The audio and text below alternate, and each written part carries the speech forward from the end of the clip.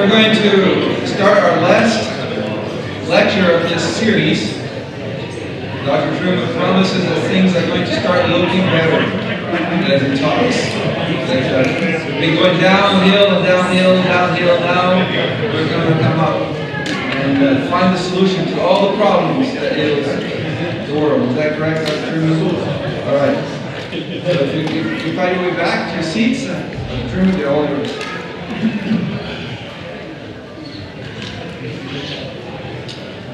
Okay, well, having laid out all of the problems, I want to offer some possible responses.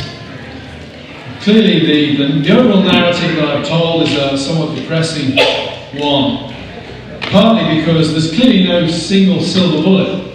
It's not a question of, well, here is the problem and this is the argument, or this is the one thing we need to do to set it right. When we're talking about the way that social imaginary, the way people intuitively think about the world has been so dramatically shaped by a whole variety of forces over which no single person or no single organisation exerts any kind of decisive control. It is impossible to come up with a simple solution.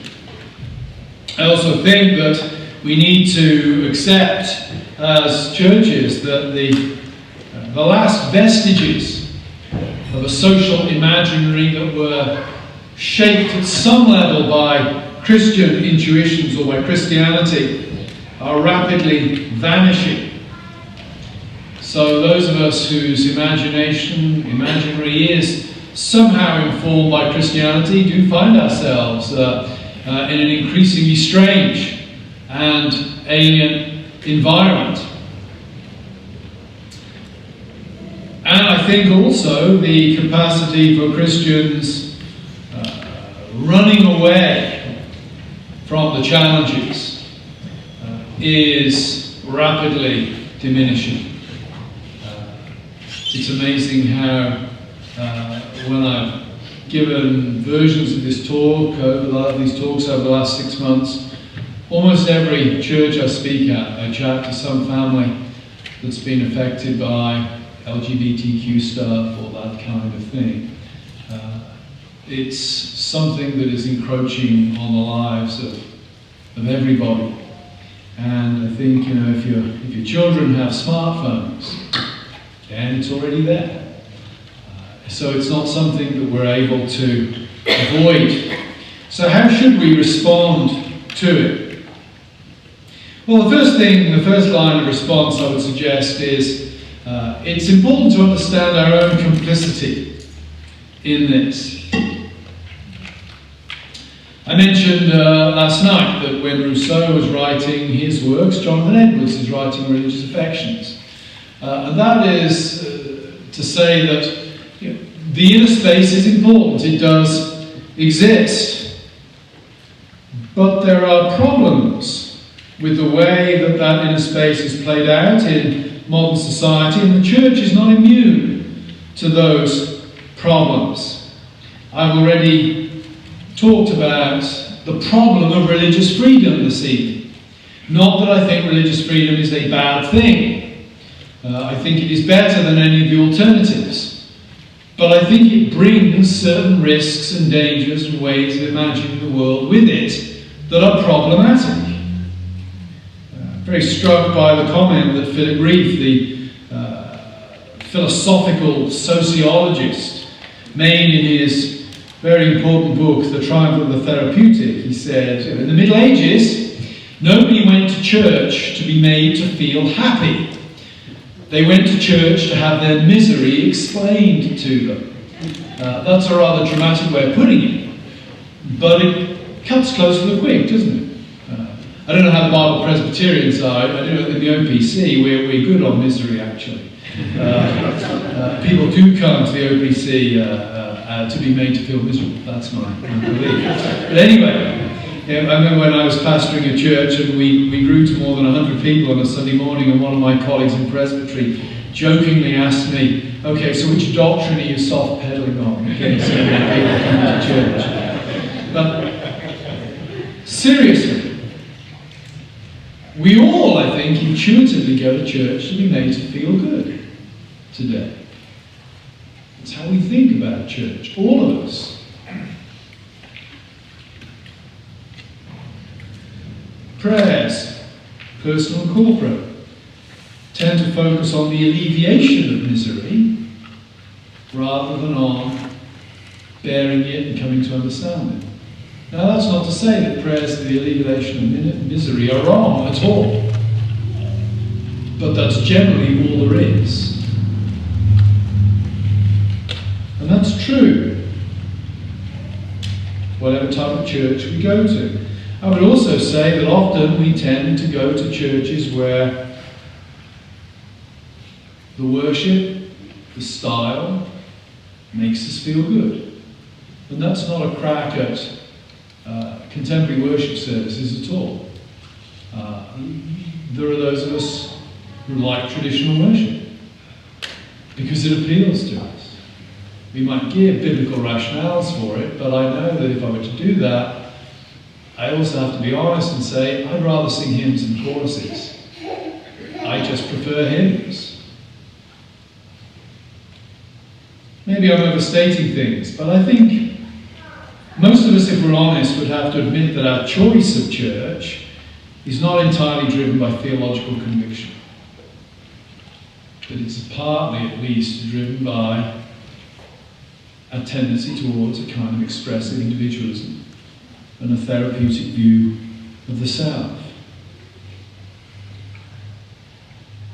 I think the church has often become rather committed to the cult of personal happiness. There's nothing wrong with being happy, of course. What's interesting is that the model of happiness with which Christians often operate today is that of an inner sense of psychological well-being, which is the expressive individual way of thinking about happiness. When you think in those terms, then Paul's vision of ministry as laid out in 2 Corinthians is incomprehensible. And Paul's relativizing of his sufferings relative to the glory that is to come are incomprehensible. There are other areas, I think, of Christian complicity to this culture as well. How many churches have taken a firm stand on no-fault divorce?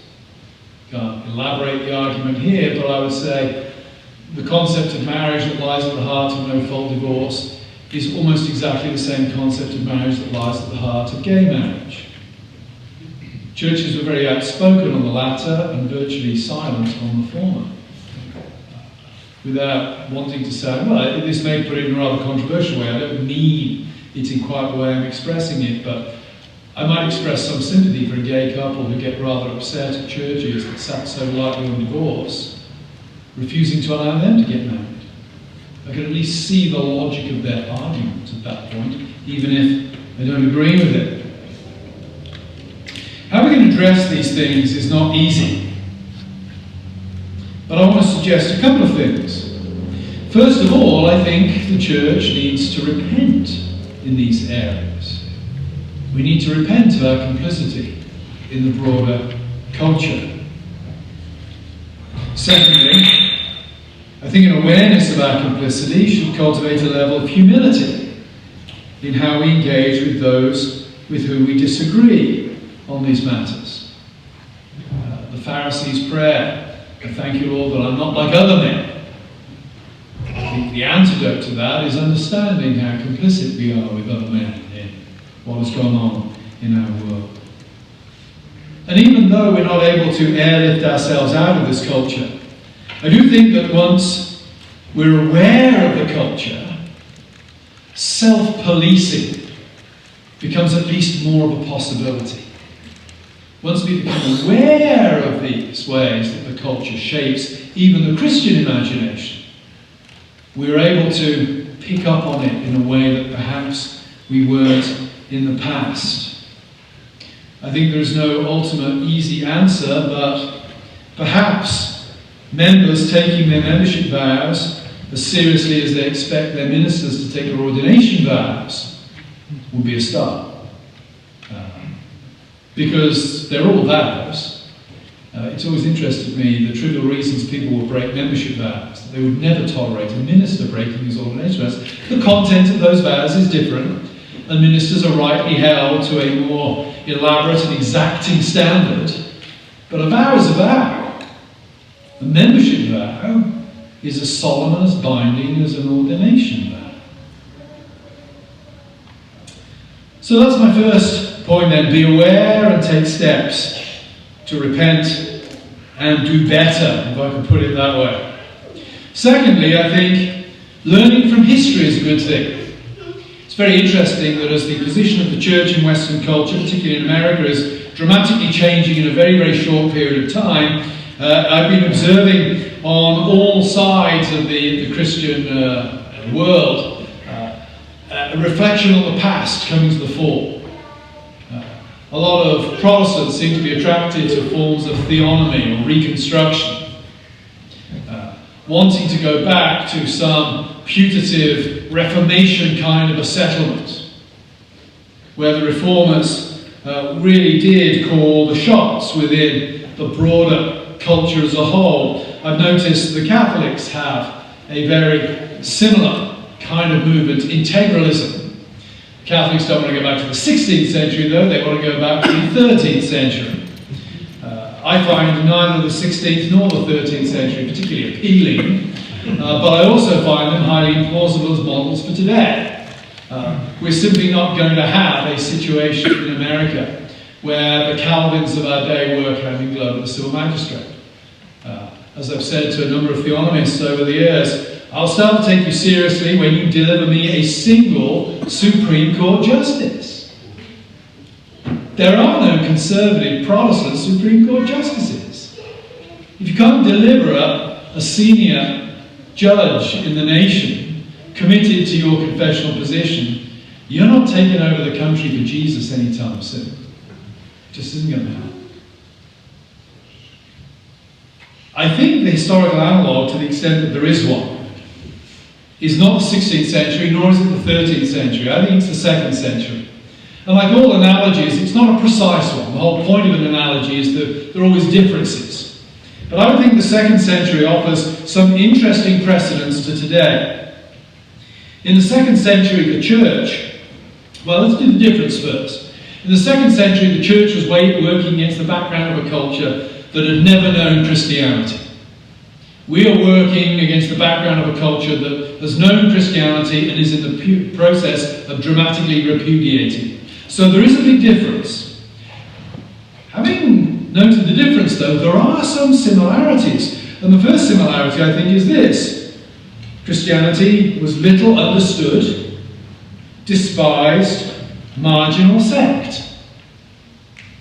That's a similarity with the 2nd century. Christianity was in a position of great cultural weakness and was misunderstood by the powers that be and was on the margins. Second is the reasons for that marginalisation actually correlate with what we're experiencing today. The church in the 2nd century was marginal partly because it was suspected of being immoral, promoting teachings that were against the common good. That is exactly what the faithful Christian church is doing today, relative to sexual morality. It is, when Christians teach biblical sexual morality, they are not seen by the wider world as simply teaching something that is wrong. They are seen as teaching something that harms the common good. They're seen as teaching something that is immoral.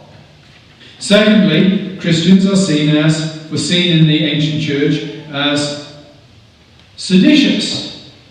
Jesus is Lord sounds like an insult to Caesar. If you're worshipping Jesus as king, then where does Caesar fit into the picture? Again, I think Christianity is being increasingly labelled as a subversive and damaging force within society. So there are some significant parallels between the 2nd century and our day.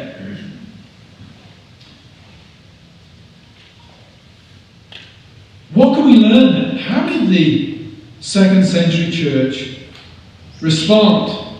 Well, first of all, it's very clear from the New Testament and from early non-canonical texts, one of them, the Teaching of the 12 or the Didache, may have been written as early as AD 70. It might have been written before the last of the New Testament documents. Impossible to date with precision, but very, very early. What's very clear from these texts is that community was central to church life. The Acts of the Apostles sets forth a picture of the church whereby it cared for people. The Didache, the Teaching of the 12, sets forth a set of moral prescriptions by which the church was to organise itself and to care for people. That's important. Remember what I said in the last lecture about freedom and belonging? Underlying that is a notion of identity that sees identity as very much formed in dialogue with the world around. Identity is very much formed by community. If I were to say to you, who are you? You're probably not going to give me your blood group or your genome. You're going to talk about the relationships you have.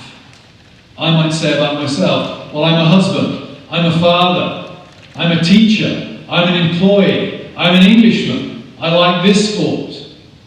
My identity is grounded in all of the communities to which I see myself belonging. And the strongest identity I have, come from the strongest social community bonds that I have. I am an employee of Grove City College, but that's less part of my identity than being a husband and a father. I can change my place of employment, and I have done on numerous occasions. My relationship with my wife and my children, that's a non-negotiable fixed thing. The strongest identities people have derive from the strongest relationships they have.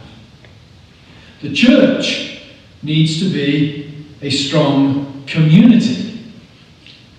If the problem we face with, say, the LGBTQ movement is not simply a moral problem of, oh, well, these people are engaging in behaviour of which we disapprove, but is, as I've sort of been hinting and pushing towards in these lectures, it's also a problem of identity, then the solution can't simply be teaching about why this stuff is wrong. It has to be, this is the true community to which you need to belong. Jesus himself says, does he not? By this will all men know you are my disciples, by the love you have for each other. Community will be a powerful testimony to the truth of the gospel that you believe and proclaim.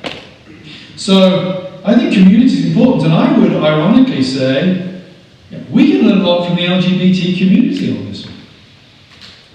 Stonewall riots, the late 1960s, the LGBTQ movement didn't even exist in its present form then.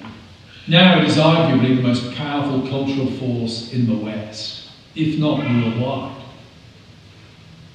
Walking through the streets of Georgetown during Pride Month in DC, my wife and I were struck by the number of pride flags. Far more pride flags than American flags.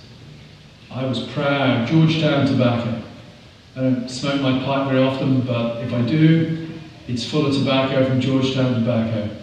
I was proud of the guys there. It was the one shop that didn't have a pride flag. You can rely on the tobacco that's the whole of it. How did the LGBTQ do this? Well, in part, very clever political organising. But another part of the story is they were a community. They were a powerful community. If you read Rosaria Butterfield's book, Secret Thoughts of an Unlikely Convert, one of the interesting things that emerges in that book is what a powerful community she belonged to. And one of the shocking things in that book is she said, when I converted to Christianity, I assumed the church would be just as strong a community. But it wasn't. Church needs to think about being a community. And that brings me to the second lesson we might learn from the early church. Community, I think, may well look different depending on where you are. I think community in rural western Pennsylvania for a church will look different to to community in Seattle or Tacoma or Manhattan. I don't think we can sort of grab hold of one model of what church community looks like and say every church needs to be engaged in these things.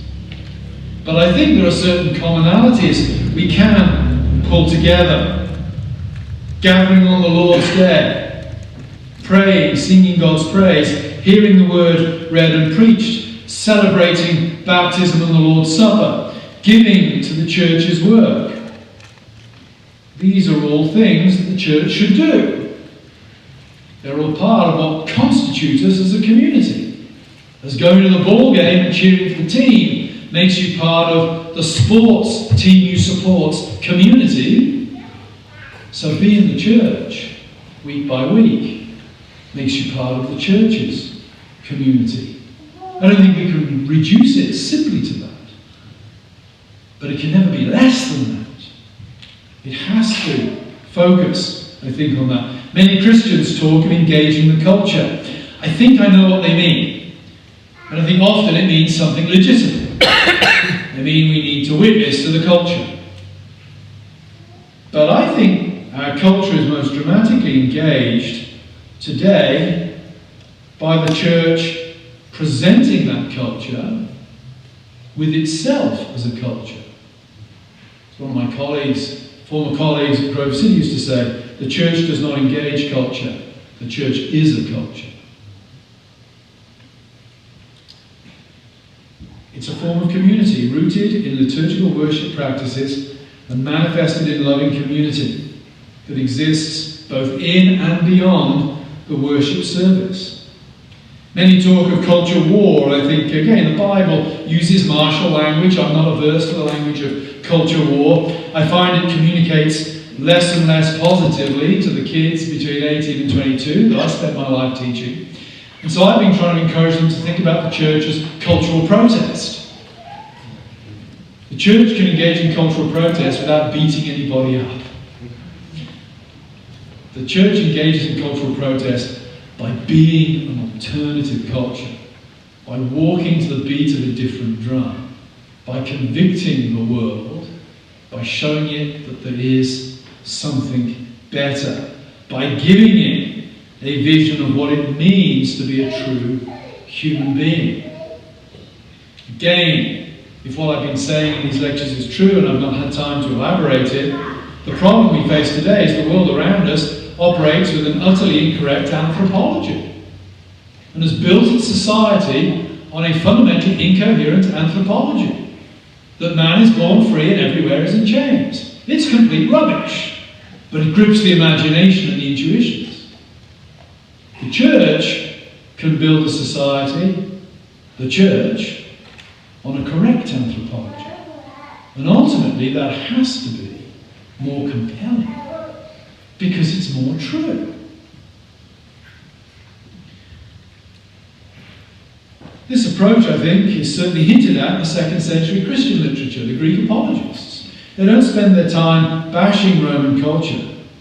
They spend their time trying to persuade the emperor that leave Christians alone and we will be the best citizens. And thereby witness to Rome concerning its inadequacies. A similar note is picked up by St. Augustine in The City of God. It's a massive book, but if you read only one part of it, read book 19. That's the key book in Augustine's City of God, when he outlines the connection between what we would call, I suppose, the secular world and the spiritual world, the secular world and the sacred world. And I'm being told on numerous occasions, well, your view of this is defeatist. No, it isn't. I'm not saying retreat from the world.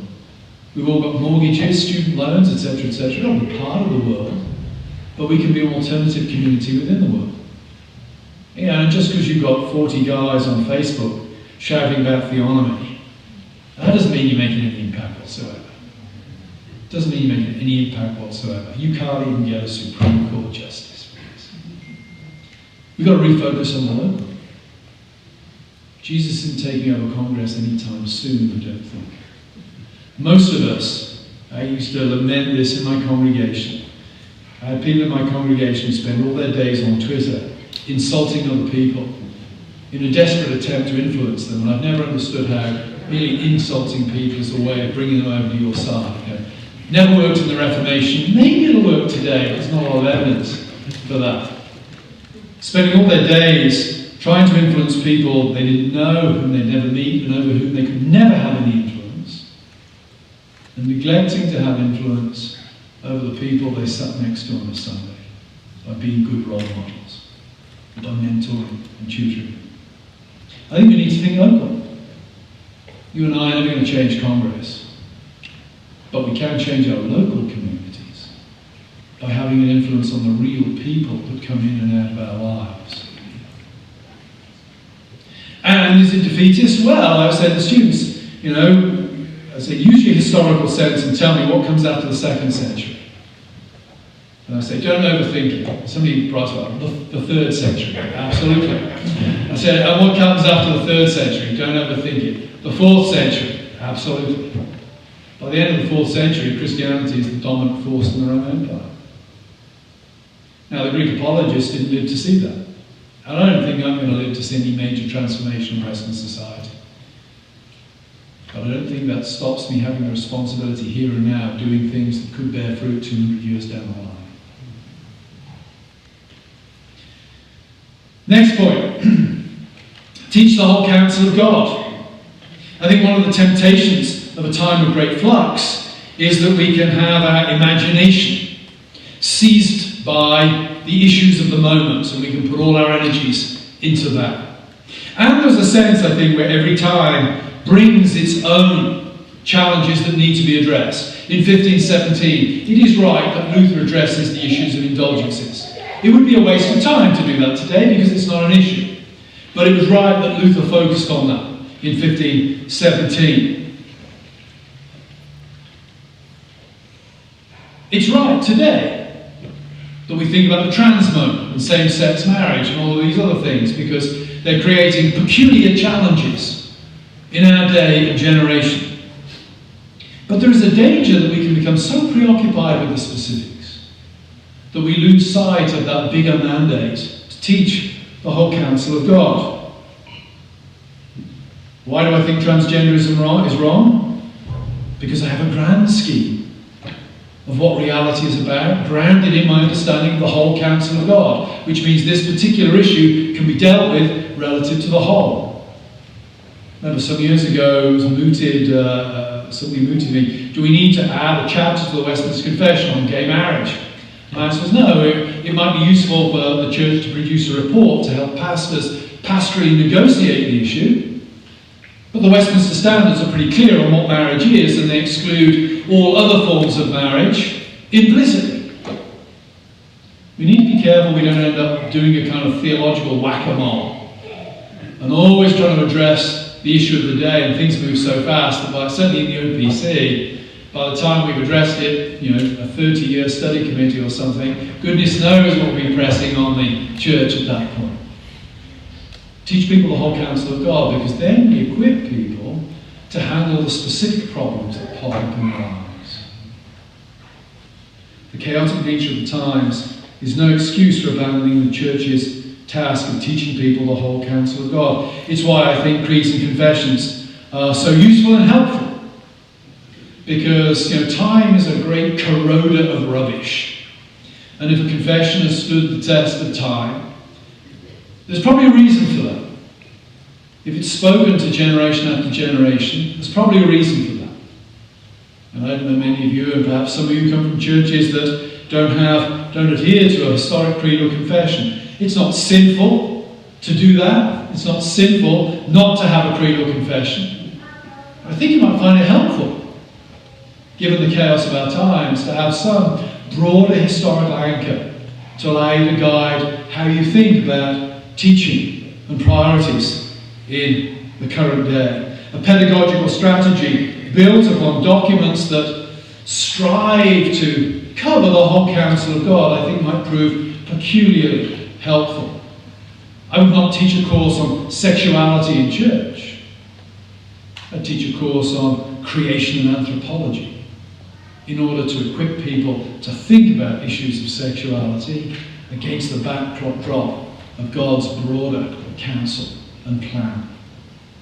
Next point, shape intuitions. So, Trueman spent a lot of time saying the problem is the way we instinctively or intuitively think about the world. How do we get at that? Biblical worship. Expressive individualism is problematic because it offers a particular view of that inner space. The inner space is there, though. We know that as Christians, and its intuitions need to be shaped. Praise. Don't think we should underestimate the power of poetry and the power of music. The example is, I'm not a big Wagner fan at all, but there is one scene in Wagner's opera, The Valkyrie, that is peculiarly powerful. It comes towards the end of Act 3, right at the very end, and Wotan, the king of the gods, has been betrayed by his daughter Brunhilde, and he has to punish her. And the punishment is he's going to kiss her, and he's going to take away her divinity, and she's going to fall asleep and fall back onto her bed, and then flames are going to rise, and she's going to be kept in limbo until the hero can arise to get through the flames. You think about this scene. Wotan is king of the gods, and he's being betrayed. He feels angry. He's a father, and he's being betrayed, and he feels angry. But he also loves his daughter. And he loves her powerfully. And he's also broken-hearted. Well, the question, the challenge, of course, for any dramatist is, how on earth do you communicate that on stage? You can't do it using mere prose, I don't think. I don't even think you can do it using poetry. Poetry is amazing because it bends language to do things that mere prose can't do. What you have in this scene is this incredible combination of dramatic action, poetry, and music. And it's very, very powerful. You can be swept away by it. I remember listening to it in the car once, and I said to my wife, "What did you think of that?" And she said, "What's going on?" And I said, "Wotan, king of the gods, betrayed by." She said, "He should have let her off." I said, "You can't do that." I said, "He's a tragic god. This is what tragic gods do. They act tragically. And he just should have forgiven it." Man, do I know who you are? Do you have any feelings? Did the music not tear your heart out? Well, seriously, when we think about worship, though, how do we shape intuitions?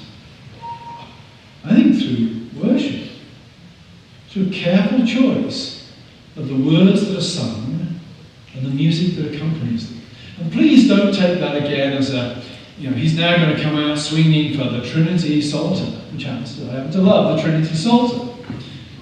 It's not a contemporary versus traditional argument. And again, it may look different in different cultures. But what it is to say is we do need to take seriously the words that are sung and the music they're sung to. And we need to make sure that they are shaping the intuitions of people in an appropriate biblical way.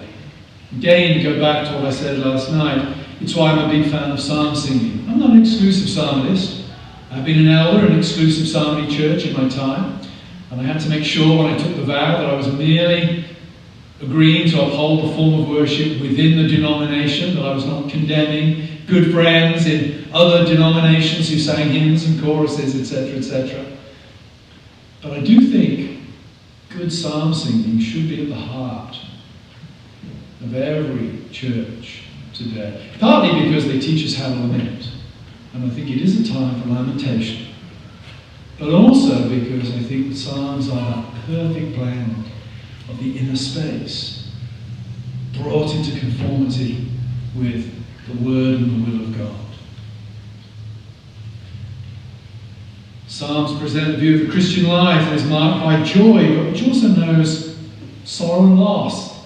The Psalms set the struggle of the present in the context of God's great actions in the past and promises for the future.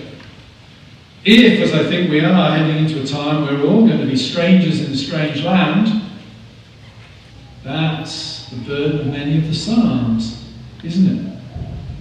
By setting forth a grand picture of God and the promise of future rest, they help us keep perspective, theological and emotional, on the events of the present. We are creatures of emotions and sentiments, and we're fallen. Therefore, we need songs of redemption to help to restore those emotions to their proper context. I would also suggest my next point, and this is a little more controversial, but I stand by it. I think that we need to think more about natural law. Immediately, the sort of theologically reforms that, Trueman's about to argue for sort of autonomous human reason. No. I'm about to argue that actually the world has a moral shape. And when you contradict that moral shape, you get into trouble. Where do I see natural law coming into play? I see natural law really as being primarily helpful within the context of faith, among those who accept the authority of God's revelation. I get asked on occasion by students, what's the Bible's position on homosexuality? I think it's far more straightforward to explain than some people would now claim. I explain it to the students, and these are good Christian students, and that's typically enough for them. But I know that at the back of their mind there's a niggling question. I know the Bible teaches that, but does the Bible teach that because God just wants my gay friends to be miserable and unhappy? Is it because God is a nasty piece of work that he's decided this kind of behaviour is wrong? And that's where I think natural law arguments become helpful. Because, as I mentioned last night, if you can take these kids who accept the Bible's teaching but may struggle with it, and you can give them evidence that indicates that actually the Bible says this, and the Bible says this because guess what? This is the structure of the world that God created in accordance with his character. And if you contravene it, you will get into trouble. And here are the statistics that show some of the kinds of trouble you can get into. I think that helps. I think that helps. Teaching people the Bible is absolutely non-negotiable. Helping people see that the Bible makes sense is also very important as well. And finally, pick up on the distinction, a very helpful distinction my friend Rod Dreher makes. Rod sends out his email blast every afternoon about 3:05. I remember saying to him, every day at about 3 o'clock, I'm feeling pretty good. Most of the day's work is over, looking forward to going home and putting my feet up. And then your pallet of daily articles arrive. And I realised, no, the world really is much, much worse than even I thought it was. And I said, you're such a pessimist. And he said, I'm not a pessimist. I said, come on, you're a pessimist. And he said, no. He said, I do think the world's bleak. But I have hope. And Rod sets it up in this way, that the Christian's option is neither optimism nor despair, but hope. What is hope? Well, what is pessimism first? Unremitted bleakness. What is optimism? That's the kind of Pollyanna, if you've ever seen that old Haley Mills movie. Pollyanna is the quintessential optimist. If you ever read Dickens, Mr. Micawber in David Copperfield, who always thinks that something's going to turn up. It's Dickens, so something does, of course, eventually turn up for Mr. Micawber. But this idea that, well, it'll all be okay in the end if we just have faith and hang on and hope enough. That's not an option either. Christian hope is realistic. It understands that the world in which we now live is a vale of tears. It understands that the world in which we now live is not the Christian home. That is not to say that we should not be grateful for the things we have now. I'm glad to live in America rather than China or North Korea. I'm glad that I have access to good health care. I'm glad and grateful that I have a job I enjoy and I have a loving family. And I pray that such things will continue for me and be the experience of others as well. But I'm also aware that the world is fallen that these good things I enjoy are the gift of God and will not continue forever, even in this life. We all lose loved ones. We all experience decline to our own death, of course. And that means that when things go awry, or when we're faced with changes that bring suffering to us or to our loved ones, or society at large, we must not despair. We must work to the best of our abilities to right these wrongs, but we must remember that the real meaning of life, my life and that of you, is not found in the here and now, but in the hereafter. Suffering here and now may at times be terrible, even unbearable, but it is never meaningless. It finds its meaning in the life, death, resurrection, ascension, and future return of the Lord Jesus Christ. And that's where I want to end today. I want to suggest that what we're facing in the United States is certainly something we should lament, but it should not lead us to despair. There's hope because God's promises are still strong. And God's promises were never about the United States anyway. They were about the church and about God's kingdom. I would also suggest, having laid all this out, that it would be sad, therefore, if all we do in this kind of situation is despair. Because despair is a very passive thing. Very passive thing. If there's earthly hope, perhaps it's this. The history, certainly of my own nation, and perhaps of Europe in general, is this.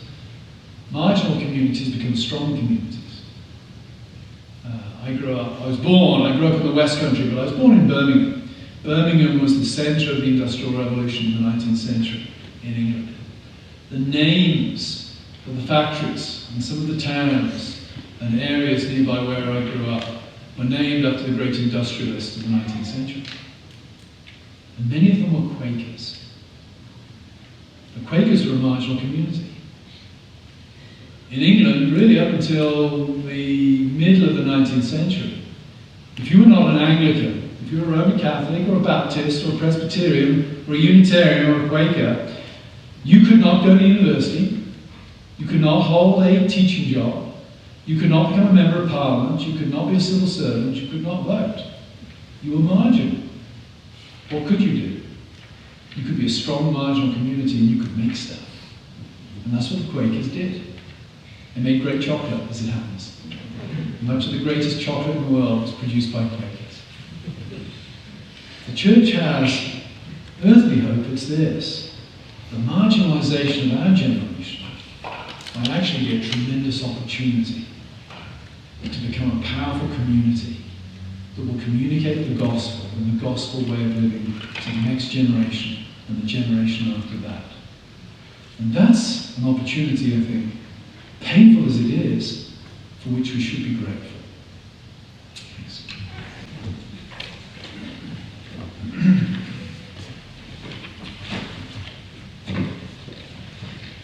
Thank you, Dr. Trueman. This last lecture was the final realization to me. I was already there, but it was the final realization that I'll never be able to do this kind of analysis as you just did. When I see that you did a wonderful word picture of the Valkyries and so on. When I think of the Valkyries, the only thing that comes to mind is Bugs Bunny. So I'll never be able to do that kind of analysis as we just did. All right, so start with this one, Dr. Trueman. This question asks you to speak to parents. If we live in a world that's fundamentally changed, has fundamentally changed its view of sex and self, how do we teach our children to live biblically in the world that they've been born into? More specifically, how and at what age do we introduce them to these topics you've spoken of? That's a good question. I'm going to start with a pastoral cop-out / qualification. And that's to say that every situation is different, and therefore it's often difficult to give a single rule that should be applied in every single circumstance, because different people face different issues. But I would say there are a few basic things. First of all, I think it is a lethal assumption to think that the most influential people in your children's lives are the people they actually meet. I don't think that if you send your kids to Christian school or you homeschool, it's foolish to think that the teachers there or the kids they're meeting there are the most significant influences in their life. I think smartphones are the most influential things in young people's lives today. So I think the first thing parents should do is not allow their kids to have smartphones. And you say, well, my kids are going to complain and cry. Well, big deal, you're a parent and they're a kid. And your job is not to be their friend, your job is to prepare them for life in the real world in the future. I'm conscious in saying that I never faced that challenge because my kids, praise God, were born early enough to avoid smartphones. But no kid needs a smartphone. I grew up without one. And the world, seemed to be just fine. Now, I understand that kids need access to the internet for schooling and things like that, but I think not in a private space they don't. Not when you're not breathing down their neck, they don't. That's hard, and it makes parenting today much harder than it was for my wife and myself.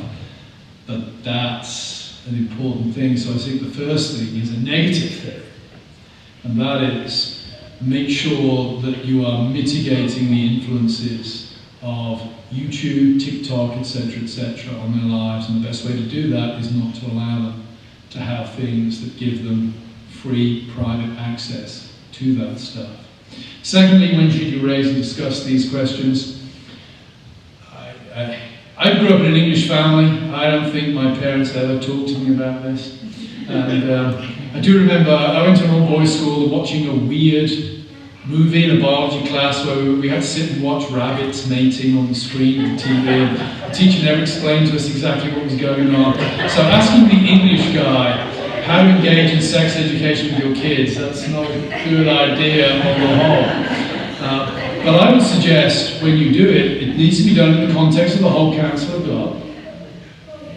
It needs to be done against that anthropological background that sets sexual activity in the context of God's plan for sexual activity, which is the seal on a unique, lifelong, monogamous relationship. And I think, therefore, it should be done using some good Christian books on this material. And I think we are seeing now the emerging of some excellent books on this. I would recommend for parents of teenagers, there's a book by, he's actually a Roman Catholic, but he wrote the book in a mere Christian way. Actually says in the introduction, I've written this book in a mere Christian way so that Protestants can use it. There's a book by a guy called Christopher West, and the title is Our Bodies Tell God's Story. Now, to those who are sort of savvy and in the know about what's going on, Christopher West is arguing for what's called the theology of the body. You don't need to know that term to read the book and appreciate it, because what West does is he makes a brilliant case for the physiology of the human body being a good guide to what is and is not appropriate sexual behavior. So I'd say get hold of literature like that. And then, of course, the most important thing is make sure your kids are in church on Sunday, sitting under consistent preaching of the Word. God uses the preaching of the Word to transform hearts. Your kids don't need to have heard sermons on sexual behavior to have had their hearts transformed in a way that will make them instinctively suspicious of stuff that's bad. But they need to be under the sound of the Word in order for that to take place. So I'd say all of those things. Next one. Some Reformed churches experience blessed communion on Sunday, but check that fellowship at the door on the way out to the rest of the week. How can you remedy this?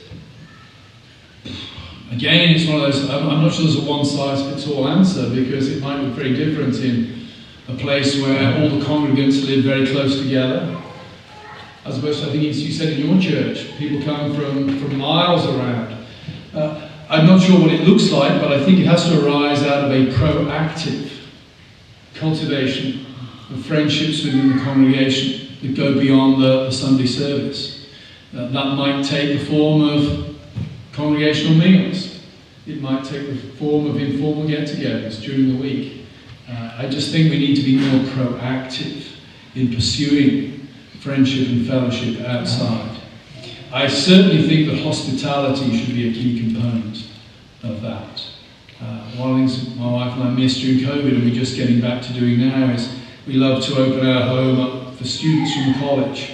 And consistently the students say to us, the thing that was most important about our college experience was not what went on in the classroom. It was the professors who opened their homes to us and allowed us just to come and hang out at their homes and have dinner and chat, etc., etc. And I think that speaks to the power of hospitality. So I think churches need to think about hospitality, particularly relative to single people. And I'm not a huge fan. I like him as a person, but I'm not a huge fan of some of the writings of Wesley Hill, who's connected to Revoice and things like that that are proving very controversial in some denominations. But I was very touched by an article he wrote, moved by an article he wrote some years ago as a single person, saying what a difference it made for him when a couple in the congregation not only opened their home to him to give him hospitality, but did it on a day which would typically have been a day for family. I can't remember if it was Thanksgiving or Christmas Day or something like that. And his point was, it wasn't just they opened up their home on a Sunday. A lot of people do that. They brought me into an intimate family moment at that point, and that made a huge difference. And credit to him for, I would not have thought of that. Credit to him for highlighting that as an important thing. So I think community could look different things in different places, but hospitality has to lie at the heart of it. Do you see the mental health community as a potential ally for the church? Or is the recent cultural emphasis on psychological therapy purely antithetical to the biblical idea of universal outward moral obligation? I think it's, when you talk about the mental health community, I think it's more diverse than we give it credit for. One of the things that Abigail Schreier's book helped me understand was actually not all mental health professionals are on board with the trans movement. It's just that those who aren't on board with it are being silenced and frightened out of the profession.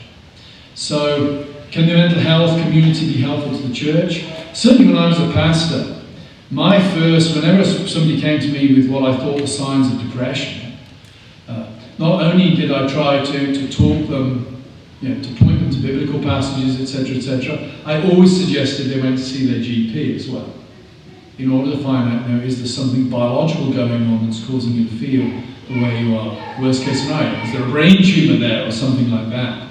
So I think that mental health professionals can be of service to the church.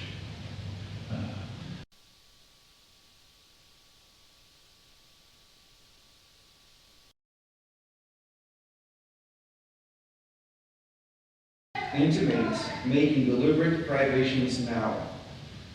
Do you see clear areas where this applies to the church? I'm not quite sure I understand the question. Okay, questioner, you need to send us an explanation of your question.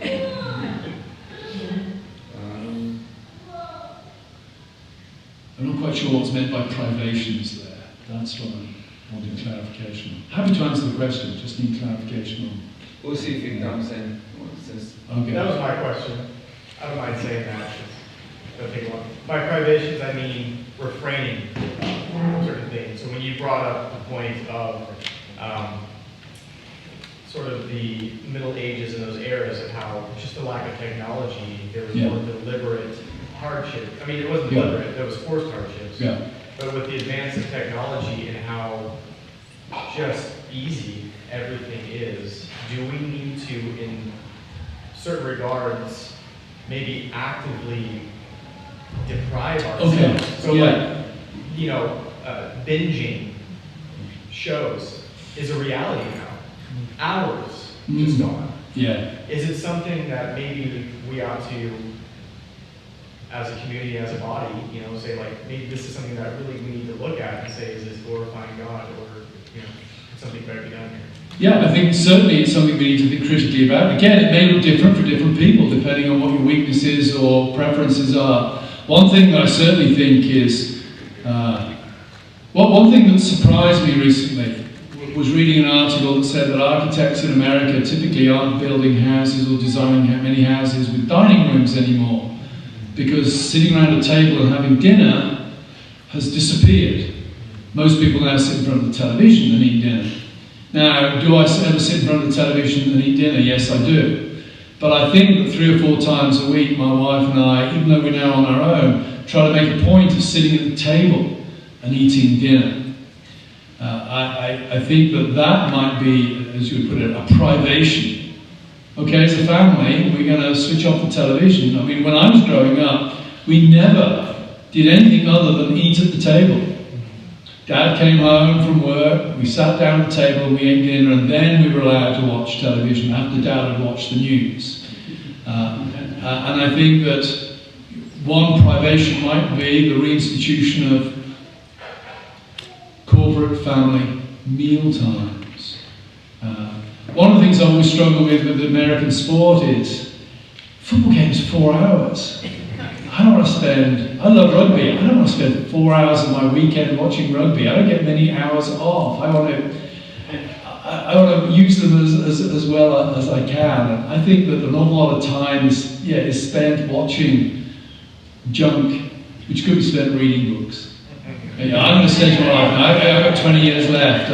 I like long plane fights because, wow, I can sit and read a book that I may not find time to read during the week. Yeah. So I think I wouldn't put it so much in terms of privation as in critical thinking about how to use time.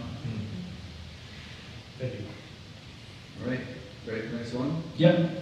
In Acts 24, before Felix, Paul reasoned about righteousness and self-control and the coming judgment. Is this a reasonable apologetic pattern for engaging the culture today? I don't see why not. Again, I think apologetics, what arguments you use, what approach you use might well depend on who you're facing and what their particular issues or questions are. But I certainly think that the pointing to eternity, pointing towards judgment, that should be part of what's done. Yeah, that's the question. This one's long, so I'm going to break them in parts. I hope that is helpful. It comes from a group of teachers in a local high school. It says round 1, but the round 2 never came, so I don't know if there's round 2. But, to what extent is the tarnishing of the identity-making institutions of religion, family, and nation the result of these things growing to idolatrous proportions when they are not subordinated to the love of God? When such a thing takes place, isn't the proper Christian attitude to topple them? Or can things as important as these be redeemed once tarnished? Good question. I think the story of the decline of the authority of those institutions is a complicated one. And certainly internal corruption plays a significant role. The Catholic child abuse scandal, for example, has tarnished the reputation of the church in general, because a lot of people don't make the distinctions that those of us in particular denominations make. They just see it as the church in general. But I do think there's been a campaign in the broader culture going back to at least the 18th century that has sought to present the church in a ridiculous and corrupt light in the popular imagination. So it's a combination of internal and external factors. Should the church be engaged in toppling these things? I'm always hesitant about the language of toppling. It doesn't seem to me that because the family is corrupted, it needs to be toppled, it needs to be reformed. If we're looking at toppling, it's a little bit like what's going on in wider American culture, where you have the Declaration of Independence, and you have those who are saying, well, it was never properly applied, therefore it's not worth believing in. And I think that's different than saying, well, it was never properly applied, so we need to properly apply it. And I think the same applies to the family. I don't think you topple the family, because it is basic that human beings are born dependent upon parents. There's a natural law argument, And I think there is a biblical rationale for seeing the family as important. What we need is mothers and fathers who take their responsibilities seriously and behave as Christians in marriage relative to themselves and towards their children. The nation might be trickier because the nation is not, I think the family is a hardy perennial of human existence. The nation is a relative newcomer on the scene, certainly in the way that we understand it. But I think it's proved to be a good thing on the whole, certainly in the West, for the organisation of human societies. The organisation of nations and law and order has served to protect the innocent and the weak. I think the nation can be a good thing. And I would draw a distinction between nationalism and patriotism. I think nationalism is a bad thing. Nationalism implies a sneering at other nations and a belief in one's own chauvinistic superiority over other nations. But patriotism, as in love of one's country, can be a good thing. I would use an analogy to marriage. I might say to you, my wife is the most beautiful person in the world. Beautiful woman in the world, and I genuinely mean that and believe it. But I'm not insulting every other woman in the world when I say that, and you know that I'm not doing that. Just because I say my wife is the most beautiful woman in the world, I'm not saying that Tito's wife isn't the most beautiful woman in the world, or your wife isn't the most beautiful woman in the world. I'm making a point about my relationship to my wife. I'm not making a point about other wives. And I think what we need to do, as far as the nation is concerned, is to realise place is important. Historical narratives are important. They provide a distinct part of our identity. For a Christian, it should never be identified with the Christian identity or allowed to overwhelm the Christian identity. But it is a good and useful thing in and of itself. Paul called on his Roman citizenship when it was convenient for him to do so. So I think that the nation needs to be, I don't think it needs to be toppled, but I think we need to set it in its right place within God's scheme. And as for the church, would that our problem was that we idolise the church. I've not come across many people who idolise the church. Occasionally a denomination, perhaps, but most people see the church as an add-on extra to their Christian life, rather than the be-all and end-all of their Christian life. So I'm not convinced, actually, that the idolatry of the church has been a particular player in the collapse of the authority of the church. God, in the context of all that you said concerning the Romantics, can they be seen as allies in retrieving the natural law tradition? Would they at times be seen as a kind of enemy of my enemy? I think so. One of the things that I think that Christians often, one of the ways that Christians read contemporary culture that I think is mistaken, is we often tend to think of contemporary culture as a fight between believers and unbelievers. And what I say to my students at Grove is this: it's not a two-way fight, it's a three-way fight. And the struggle is between believers, what I would call humanists, and I would include most of the Romantics in the humanist section, and anti-humanist Nietzscheans, influenced by Friedrich Nietzsche. And I would say it's interesting, depending on what question you ask, because it depends on, it will shape how the fight shapes up. If, for example, you say, is human nature a force for good? The humanists will say yes. The Christians and the anti-humanist Nietzscheans will say no. Christians because it's fallen, anti-humanist Nietzscheans because they think human beings are dark and driven by desire for power. If you ask the question, is there such a thing as God? Then the humanists side with the Nietzscheans against the Christians. And they'll say, no, there is no such thing as God. If you ask the question about whether there is such a thing as morality, the Christians will side with the humans. The Christians will say, and the humanists will both say, yes, murder is wrong. When you think about the battle in the modern world as being a three-way fight rather than a two-way fight, then I think we begin to see that actually, on any given issue, we may find common cause with the humanists. or with the Nietzschean anti-humanists. And on the issue of morality, I would say, yes, Rousseau is a repellent human being who doesn't live by his own moral standards. But when he makes arguments about morality involves empathy, morality is empathetic, he's stating something that's true there. If you look out the window and see somebody being beaten up, and you need to Google what to do, you think of you as a psychopath.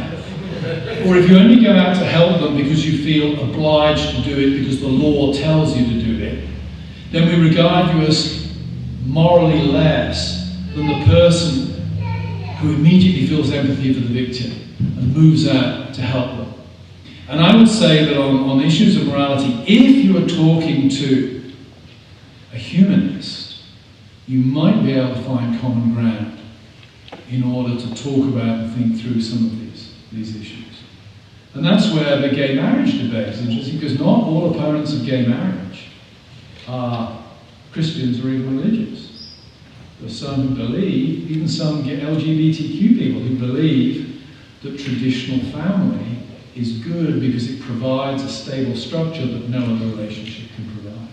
And I'm happy to stand shoulder to shoulder with those people on that issue. I apologize for all the other questions that we're not going to be able to get to. I have one last, and we'll end with this one. It was under the influence of your teaching that I came to appreciate and embrace an ordinary means of grace understanding of Christian ministry. With that said, during last night's Q&A, it seemed like you were pitting the ordinary means of grace against a one another kind of ministry in which Christians carry one another's burdens through open and, I dare say, vulnerable relationships. Do you think this has to be the case? In my experience, Presbyterians in general aren't doing that well with personal relationships. Could this be due to an imbalanced view of this issue? It could be. I think a lot of this comes down to personality and cultural background. I think bearing with one another's burdens does not need to be understood in a way where everybody's telling everybody what their problems are and being vulnerable. And I wouldn't pit the two against each other, because I would see the bearing of one another's burdens as perhaps often being a private thing. When somebody comes to you privately and says, I've got an issue, I've got a problem, can you help me? And certainly I've done that with other people when I've been under pressure on certain points. My instinct is not to stand in front of the church and be vulnerable. My instinct is to go to a Christian friend. And I hate the word vulnerable, but be vulnerable there and seek help from a Christian friend on that front. So I would say the public ministry of the church is ordinary means of grace. But that does not exclude bearing each other's burdens. But I think that is often best done in a more personal, intimate kind of way than in the public worship of the church, if that makes sense. Thank you. Thank you all for your patience and your bearing with us on Saturday night. It was for a great lecture. I hope you were blessed by it. Those of you who were with us for our annual dinner, we were able to raise $6,000 for our new building, and we're very excited about that. Our next year's lecture series is going to be in April, Lord willing. Our speaker will be Chad Van Dixhorn. He's done some very serious work on the Westminster Confession of Faith. The date's not completely set yet, but we'll try to get the word out to all of you. I know a lot of us are Presbyterians. Let's give Dr. Trueman a